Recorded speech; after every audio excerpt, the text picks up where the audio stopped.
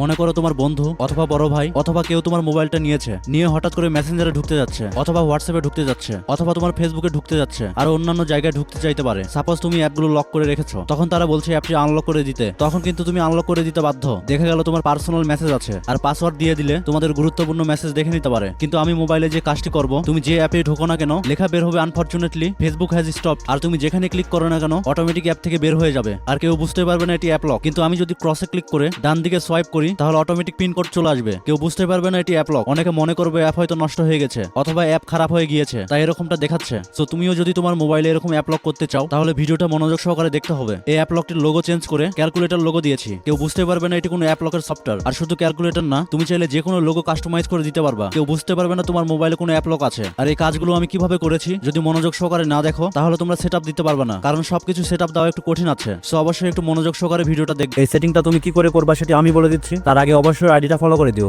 So অবশ্যই একটু মনোযোগ সহকারে ভিডিওটা দেখবা। তার জন্য সবার আগে অ্যাপটি ডাউনলোড করতে হবে। অ্যাপটি ডাউনলোড করতে চাইলে গুগলে যে সার্চ করতে হবে APK48, এটা দিয়ে সার্চ করলে সবার উপরে যে লিংক আসবে তার উপরে ক্লিক করতে হবে। ক্লিক করলে তোমরা APK48 এর অফিসিয়াল ওয়েবসাইটে চলে আসবা। এরপরে সার্চ বারে যে লিখতে হবে A7 দিয়ে সার্চ করলে তোমরা এরকম একটি পোস্ট দেখবা। 2024 সালের নতুন অ্যাপ লকের পোস্টটিতে তোমাদেরকে ক্লিক করতে হবে আর সেখানে ক্লিক করে তোমাদেরকে অ্যাপটি ডাউনলোড করতে হবে। অ্যাপটি ওপেন করলে এরকম একটা অপশন দেখবা, এখানে লেখা আছে 6 ডিজিট পিন, এখানে তোমরা 4 ডিজিট দিতে পারো, আবার তোমরা চাইলে প্যাটার্নও ইউজ করতে পারো। তো আমি 4 ডিজিটের দিয়ে ওকে করলাম। 4টি পাসওয়ার্ড দেওয়ার পরে ক্রিয়েট করে সেম পাসওয়ার্ড আবার দিতে হবে, তারপরে সেভ করে অ্যাপটির পারমিশন অন করে দিতে হবে। পারমিটে ক্লিক করে অন করে দিয়ে ওকে করে দিতে হবে। এভাবে দুইটা অপশনেই পারমিশন দিয়ে ওকে করে দিতে হবে। এখানে যে অ্যাপগুলো দেখতে পাচ্ছ এই অ্যাপগুলো আনলক। তুমি যদি লকে ক্লিক করো তাহলে দেখবে অনেকগুলো অ্যাপ লক হয়ে গেছে। এই অ্যাপগুলো ডিফল্ট ভাবে লক করা হয়েছে, যে অ্যাপগুলো লক করার প্রয়োজন নাই এখানে ডান পাশে লকের অপশনে ক্লিক করলে আনলক হয়ে যাবে। এখন তোমাদেরকে সেটিং এ ক্লিক করে সিস্টেম এন্ড সিকিউরিটিতে যেতে হবে। আর হ্যাঁ, তোমাদের মোবাইলে যদি ফিঙ্গারপ্রিন্ট থাকে অথবা ফেস আনলক থাকে তাহলে এই অপশনগুলো অন করে দিলেই তোমরা ফেস লক অথবা ফিঙ্গারপ্রিন্ট দিয়ে অ্যাপগুলো আনলক করতে পারো। আর যদি না থাকে তাহলে পিন অথবা প্যাটার্ন ইউজ করতে পারো। এখানে দেখবে একটা কোশ্চেন আছে, এখানে তোমাদেরকে যে কোনো একটি নাম দিতে হবে, তারপরে সেভ করে রাখতে হবে। যদি কোনো কারণে পাসওয়ার্ড বা পিন ভুলে যাও তাহলে এই নামটি তোমাদের প্রয়োজনে আসবে। এখন তোমাদেরকে আসল কাজ দেখাবো, একটু কেয়ারফুলি দেখবা। এখানে অ্যাডভান্সে ক্লিক করে